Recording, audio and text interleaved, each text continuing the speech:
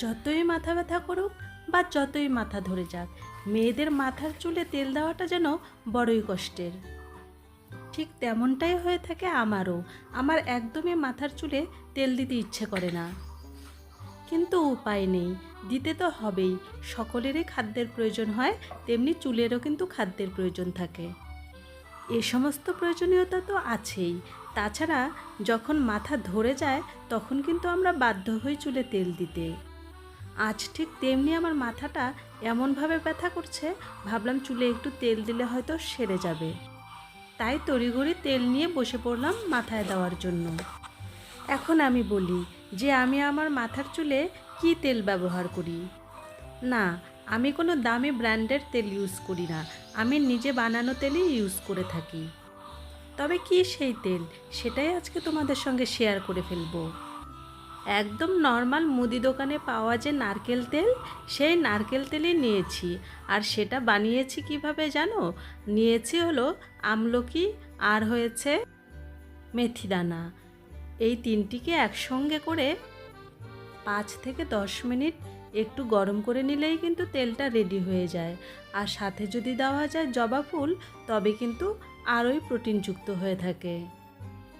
এটাই হলো আমার নিজের বানানো তৈরি তেল, আর এটা আমি বানিয়ে বোতলে ভরে রেখে দিই। সপ্তাহে 2-3 দিন দিলে পরে খুবই ভালো হয়, কিন্তু আমি অলসতার দরুন দিয়েই থাকি না। ওই যে একটা কথা আছে না, বিড়াল ঠেলায় না পড়লে গাছে ওঠে না। আমারও হয়েছে সেই দশা। যখন দেখি মাথাটা ধরে যায় বা মাথাটা ব্যথা করতে থাকে, তখনই আমার তেলের কথা মনে পড়ে যায়। আর জানো তো, এখন আমি যখন মাথায় তেল দিতে যাই তখন আমার একটা কথা মনে পড়ে যায়। কথাটা হলো, যখন আমার প্রথম বিয়ে হয়েছিল, মানে আমি যখন নতুন বউ ছিলাম, তখন আমার শাশুড়ি মা আসতো মাথায় তেল দিয়ে দেওয়ার জন্য।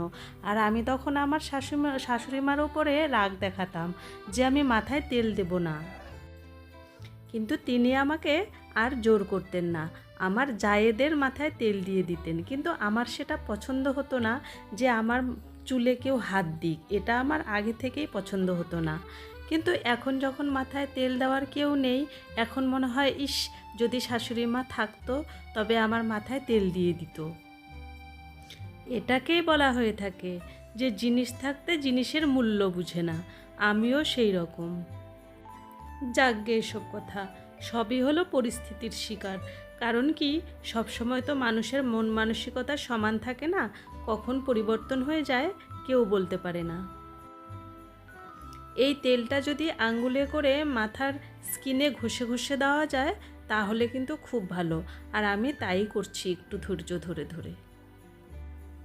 তেল দেওয়ার পর দেখো চুলগুলো কেমন চ্যাপচ্যাপে হয়ে যায়। এইভাবে শীতকালে একটু 2-1 দিন থাকা যায়, কিন্তু গরমকালে একদমই থাকা যায় না, খুবই গরম লেগে যায়। তাই এই তেলটা ব্যবহার করে আমি বেশি সময় রাখি না। যদি আগের দিন দিয়ে থাকি, পরের দিনই শ্যাম্পু করে ফেলি, বা সকালে দিয়ে থাকলে দুপুরেই আমি শ্যাম্পু করে ফেলি। আর লম্বা চুলে একটু তো অসুবিধা হয়েই থাকে। যেমনটা না তেল দিতেও অসুবিধা হয়ে থাকে, তেমনি কিন্তু শ্যাম্পু দিতেও অসুবিধা হয়ে থাকে। যাদের একটু লম্বা চুল তারা আশা করছি এই অসুবিধাটা ভালো করেই জানে। লম্বা চুলে দেখতে ভালো লাগে ঠিকই, কিন্তু এদেরকে তো পরিষ্কার পরিচ্ছন্ন করে রাখতেও হয়। সেটা কিন্তু অনেকটা সময়ের ব্যাপার, এমনকি ধৈর্যেরও ব্যাপার। যাই হোক, আজকের মতো আমি মাথাতে তেল দিয়ে নিলাম, এখন একটু বেঁধে রাখবো, পরে দুপুরের দিকে শ্যাম্পু করে নেব। তারপর চলে গেলাম সকালের জন্য একটু খাবারের ব্যবস্থা করতে। আজকের খাবারে তৈরি করছি রুটি। সকালের খাবারটা যদি একটু হালকা পাতলা হয়ে থাকে তবে কিন্তু পেটের দিক থেকেও ভালো। কেন কি, সকাল সকাল একটু তেল মশলা না খাওয়াই ভালো। ভালো ঠিকই, তবে রুটি বানানোর তো অনেক হাঙ্গামা। তবে রুটি বানানোর চাইতে কিন্তু ভাত রান্না করতে অনেক সোজা। জাস্ট চালটা ধুয়ে বসিয়ে দাও, ভাত হয়ে যাবে। আর রুটি বানাতে গেলে কত হাঙ্গামা করতে হয়, আটা গুলাতে হয়, তারপর আবার গুলি করতে হয়, তারপর আবার বেলতে হয়, তারপর আবার ভাজতে হয়, অনেক কিছু। কিন্তু কি করা যাবে, এক একটা প্রসেস এক এক রকম, টেস্টও তেমনি আলাদা আলাদা। এদিকে তোমাদের সঙ্গে গল্প করতে করতে আমার কিন্তু রুটি বানানো এত হাঙ্গামা সত্ত্বেও সমস্ত কিছু হয়েও গেল। এখন জাস্ট ভাজা বাকি, ভাজা হলেই হয়ে যাবে। আর জানো তো, একটা কথা ভাবি, আগে রুটি ভাজতাম অনেক সুন্দর ফুলে যেত, কিন্তু ইদানিং দেখছি রুটি ভাজতে গিয়ে একদমই ফুলছে না। আর রুটি ভাজার সময় যদি না ফুলে থাকে একদম ভালো লাগে না। ঠাকুরকে ডাকতে ডাকতে চেপে চেপে ধরে ধরে হলেও একটু একটু করে ফুলিয়ে থাকি, তাও একটু একটু ফোলে, এটাই অনেক। আর রুটিটা ফুলে বলের মতন হয়ে গেলে কি হয় বলুন তো, মনটাও ভালো লাগে, আর তখন খেতেও মনে হয় কি একটু শান্তি পাওয়া যায়। যাকগে, বলতে বলতে এই রুটিটা তাও একটু ফুলেছে। এদিকে আমার সবগুলো রুটি ভাজা হয়ে গেছে। ভাজা শেষে আমিও রুটি খেতে বসে পড়লাম। আর এদিকে দেখো, মাথাতে তেল দেওয়াতে চুলটার কি অবস্থা। গতদিনে বৃষ্টি হয়েছিল, আর আজকে ওয়েদারটা বৃষ্টি নেই, মেঘলা মেঘলা হয়ে আছে, মানে না বৃষ্টি না রোদ, ভালোই লাগছে।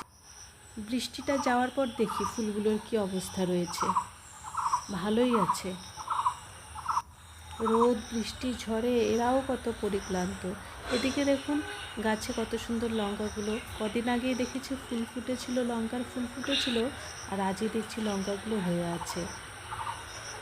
রঙিন ফুলগুলোও বেশ সুন্দর। যাক, ভিডিওটা এখানেই থাকলো। ভালো থাকবেন, সুস্থ থাকবেন।